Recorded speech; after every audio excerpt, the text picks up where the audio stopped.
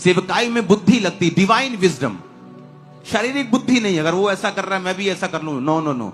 ईश्वरीय बुद्धि कि परमेश्वर कैसे कार्य कर रहा है, लोगों के हृदयों में क्या है। आप जिस भी फील्ड में हैं, प्रभु से डिवाइन विजडम को मांगो, ईश्वरीय बुद्धि को मांगो, और देखो परमेश्वर फिर क्या करता है।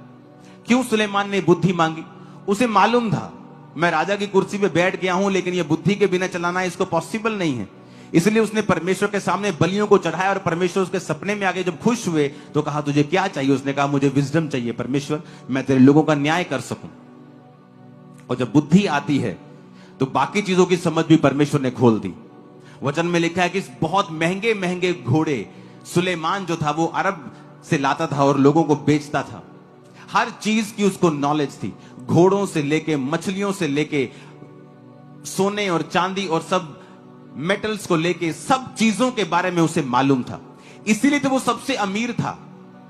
लोग बोलते जी फलाना राजा सबसे अमीर था, जी ये फलाना राजा सबसे अमीर था। नो नो नो, सुलेमान के जैसा अमीर कोई नहीं था।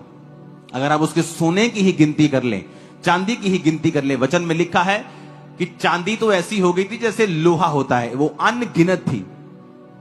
इतना सोना था उसके राज्य में। क्यों?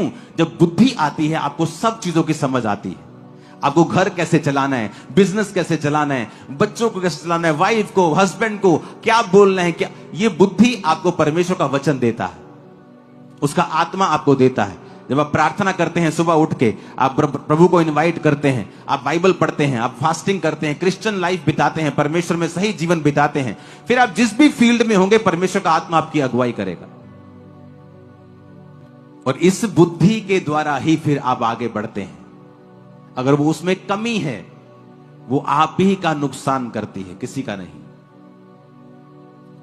Hallelujah, hallelujah.